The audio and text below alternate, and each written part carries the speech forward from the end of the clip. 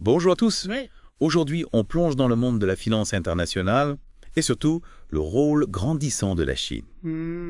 On va se pencher sur l'analyse de Charles Gave, un expert des marchés asiatiques. Oui, Charles Gave, il a une vision vraiment particulière Ouais. grâce à sa longue expérience à Hong Kong. Il s'est installé bien avant la rétrocession à la Chine quand beaucoup d'autres partaient, Ah oui. convaincu que l'avenir de Hong Kong était incertain. Oui, c'est fascinant de voir comment Hong Kong a prospéré Ouais, malgré le manque de ressources naturelles. absolument. Charles Gave la compare souvent à un laboratoire du libéralisme économique, une preuve que la liberté peut mener à une forte croissance. Tout à fait. Et ce qui est intéressant, c'est que Charles Gave observe une stratégie subtile mais puissante de la part de la Chine. L'utilisation du dollar de Hong Kong pour créer une monnaie parallèle pour les projets de crédit et d'infrastructure à l'international. Ah bon, dites-moi plus. Comment ça marche? En fait, la Chine transfère des réserves aux banques de Hong Kong, ce qui leur permet d'accorder des crédits en dollars de Hong Kong. Ok. Ces dollars sont indexés sur le dollar américain, donc ça crée un gros réservoir de liquidités, mais hors du contrôle direct des autorités américaines. Donc, la Chine est en train de mettre en place un système financier parallèle avec Hong Kong comme plateforme. Mais quelles sont les implications pour le reste du monde? Si le dollar de Hong Kong devient la monnaie de référence pour les grands projets d'infrastructure, par exemple en Inde ou en Indonésie, Oui. ça pourrait avoir un impact énorme sur le commerce mondial. Imaginez l'impact sur l'inflation et la domination du dollar américain. C'est une stratégie géopolitique audacieuse. Mhm. Mais est-elle viable à long terme à mort? Charles Gave semble le penser. Il souligne que la Chine accumule d'énormes excédents commerciaux, plus de 1000 milliards de dollars par an. Ouais. Une grande partie de ces capitaux transite par les banques de Hong Kong au lieu de circuler en Chine continentale. Donc, si l'on suit son raisonnement, l'économie chinoise est loin de s'effondrer, contrairement à ce que certains affirment. Exactement.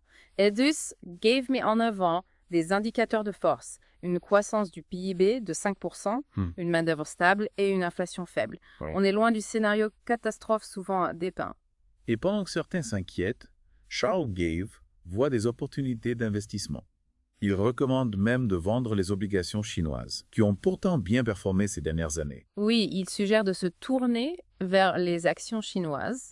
Il estime qu'elles sont sous-évaluées par rapport à l'or et aux obligations. D'accord. Il indique par exemple que les actions chinoises ont surpassé les actions américaines au cours de la dernière année, malgré le sentiment négatif qui entoure le marché chinois. C'est un pari audacieux, surtout avec tout le pessimisme ambiant autour de la Chine. Pourquoi prendre ce risque, Tay? Gibbons observe un pessimisme récurrent envers les marchés chinois, même lorsqu'ils affichent de solides rendements. Il y voit une opportunité pour les investisseurs qui osent aller à contre-courant. Ouais. Il perçoit une certaine irrationalité dans ce pessimisme. On dirait que Charles Gave est convaincu que la Chine est en train de gagner la bataille économique, malgré les efforts des États-Unis pour la contenir. Oui. Il compare même les politiques américaines visant à limiter la Chine au blocus continental de Napoléon, les jugeant contre-productives. Oui, il soutient que ces politiques forcent la Chine à devenir encore plus autosuffisante, ce qui renforce sa position. Il est fasciné par la capacité de la Chine à s'adapter et à innover, notamment dans le domaine technologique. Il souligne les progrès rapides du pays dans l'intelligence artificielle et d'autres technologies de pointe. Et Charles Gave trouve que les entreprises technologiques chinoises sont sous-évaluées par rapport à leurs homologues américaines.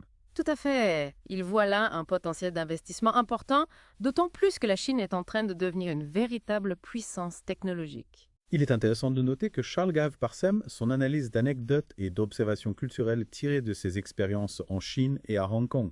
Ah oui.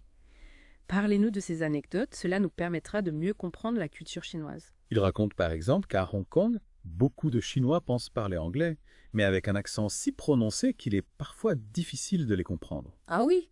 Il a eu des situations cocasses, notamment avec des employés de banque. L'anglais à la sauce hongkongaise. Et il y a aussi les habitudes alimentaires qui peuvent se reprendre.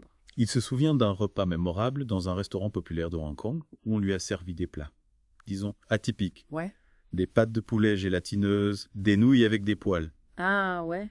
De quoi dégoûter les palais les plus aventureux. La cuisine chinoise peut être un défi pour certains, c'est. Mais cela fait partie de l'expérience. Il paraît que les Chinois ont aussi l'habitude de manger à toute heure de la journée. Oui, Charles Gave s'est souvent amusé de voir des Chinois grignoter en permanence dans la rue, sur les chantiers, partout. C'est loin de notre rythme de 3 repas par jour. C'est une autre façon de vivre, c'est sûr. Mais au-delà de ces anecdotes amusantes, ce qui frappe chez Charles Gave, c'est son admiration pour la transformation de la Chine. Oui, il a été témoin de changements extraordinaires en 30 ans. Oui. Il est arrivé en Chine à une époque où Canton n'avait même pas l'électricité. Aujourd'hui, c'est un pays ultra-moderne avec des infrastructures impressionnantes. Et ce qui est fascinant, c'est que la Chine a réussi à faire passer 500 millions de personnes de la campagne à la ville sans provoquer de chaos social majeur. Absolument pas. C'est une réussite unique dans l'histoire. Charles Gave voit la Chine comme un Singapour géant, un modèle de développement accéléré. Ouais.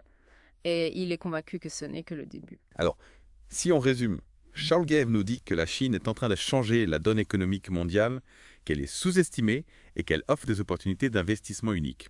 C'est en tout cas sa conviction. Et il encourage les investisseurs à s'intéresser à la Chine, à aller au-delà des idées reçues et à observer ce qui se passe réellement sur le terrain. C'est un conseil qui mérite réflexion. Et pour ceux qui veulent en savoir plus sur les possibilités d'investissement en Chine, Charles Gave donne des pistes concrètes, notamment sur les ETF cotés à la bourse de Hong Kong. Ce sont des fonds d'investissement qui permettent de suivre un panier d'actions. Oui, il est convaincu qu'il est plus facile d'investir en actions chinoises qu'en obligations chinoises, notamment via des ETF qui suivent les 50 premières capitalisations du pays. Alors, après avoir entendu tout ça, qu'en pensez-vous? Est-ce que vous portez suffisamment d'attention aux changements qui s'opèrent en Asie? C'est une question que chacun doit se poser. L'ascension de la Chine est un phénomène majeur de notre époque, et il est important de comprendre ses implications, tant économiques que géopolitiques. Et si on appliquait la logique de Charles Gave à d'autres marchés émergents, est-ce que l'Inde, par exemple, offre le même potentiel que la Chine a? C'est une question pertinente. Charles Gave est plus prudent sur l'Inde. Il trouve que le marché boursier indien a déjà beaucoup monté et qu'il n'est pas aussi attractif que le marché chinois. D'accord, donc il faut rester vigilant et comparer les opportunités. Charles Gave a une approche pragmatique. Il cherche à acheter des actifs sous-évalués avec un potentiel de croissance à long terme. Et il n'hésite pas à aller à contre-courant, à investir là où les autres ne voient que du risque. C'est ce qui fait sa force et peut-être aussi son succès. Oui, il a courage de ses convictions. Et il nous rappelle que les marchés financiers sont souvent irrationnels, guidés par les émotions et les préjugés. C'est pour ça qu'il est important de garder la tête froide, de faire ses propres analyses et de ne pas se laisser influencer par le bruit ambiant. C'est un excellent conseil. Et si on parlait un peu de la philosophie d'investissement de Charles Gave? Comment est-ce qu'il gère son propre portefeuille? Charles Gave a une approche assez unique. Il ne cherche pas à être le meilleur, mais plutôt à celui qui perd le moins lorsque les marchés chutent. Il se concentre sur la préservation du capital plutôt que sur la maximisation des profits. C'est une stratégie qui a fait ses preuves, surtout dans des périodes de grande incertitude comme celle que nous traversons actuellement.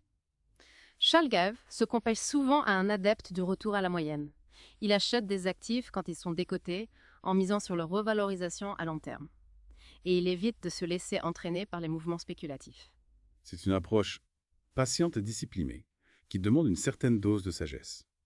Et il est vrai que les marchés finissent toujours par revenir à la moyenne, tôt ou tard. C'est la grande leçon de l'histoire financière.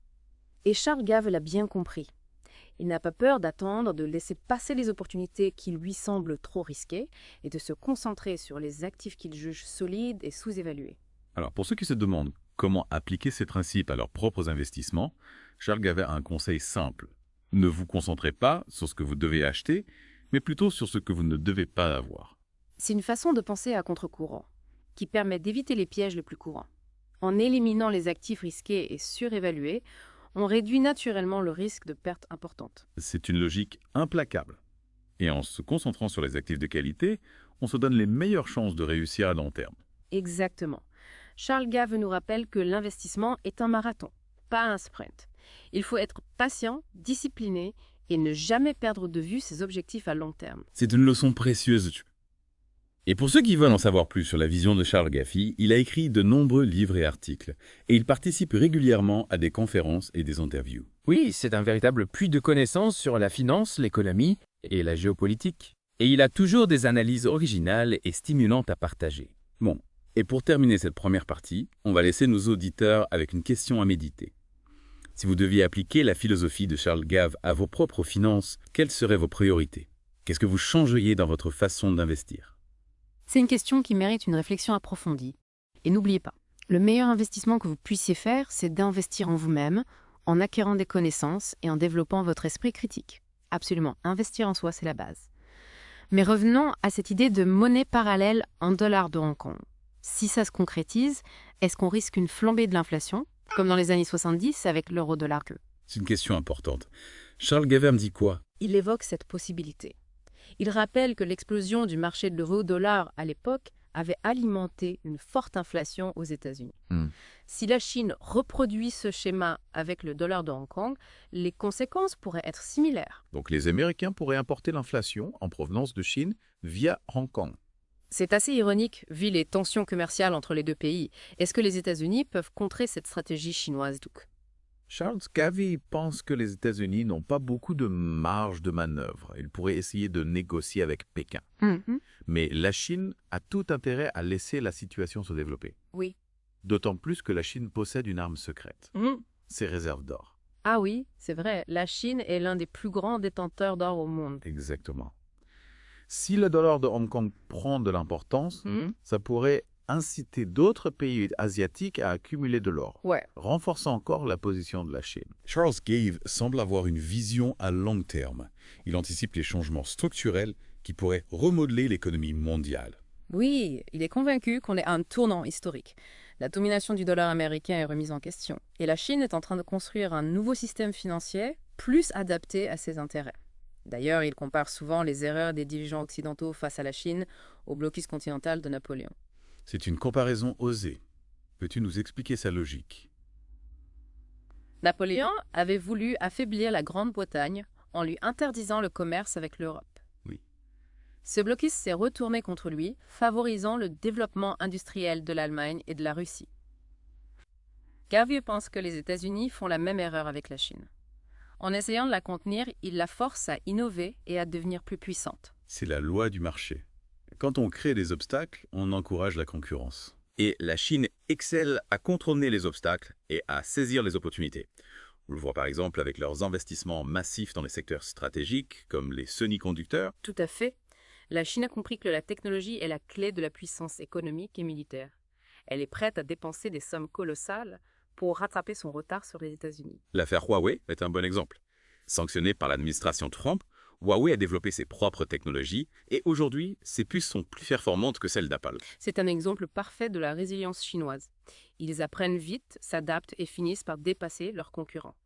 La Chine applique une logique darwinienne à son développement économique. C'est-à-dire SF. Ils encouragent la compétition entre les entreprises et seules les plus performantes survivent. Un système brutal mais efficace. Contrairement aux pays occidentaux qui protègent leurs entreprises avec des subventions et des barrières douanières, ce qui les rend moins compétitives à long terme. C'est un cercle vicieux. En voulant les protéger, on les empêche de s'adapter et d'innover. Cela les rend plus vulnérables face à la concurrence chinoise. Charles Gave compare la situation à un gros qui essaye de courir plus vite que l'athlète. Même s'il l'empêche de s'entraîner, l'athlète finira par le rattraper. Il est convaincu que les pays occidentaux doivent changer de stratégie pour rester dans la course face à la Chine. Ils doivent accepter la compétition, encourager l'innovation et se concentrer sur leurs points forts. Au lieu de se lamenter sur le passé, ils doivent se tourner vers l'avenir et comprendre que la Chine n'est pas un ennemi, mais un partenaire potentiel avec qui coopérer dans de nombreux domaines. Mis à part ses analyses économiques et géopolitiques, Charles Gave a-t-il des anecdotes sur la vie quotidienne en Chine? On se parlait des barrières linguistiques, mais y a-t-il des coutumes qui l'ont marqué? Oui, absolument. Par exemple, il a été surpris par la perception du temps des Chinois. Ils ont une vision beaucoup plus cyclique que la nôtre, moins linéaire. Ils ne sont pas obsédés par la notion de progrès. Ils acceptent les hauts et les bas, les cycles de prospérité et de déclin avec plus de sérénité.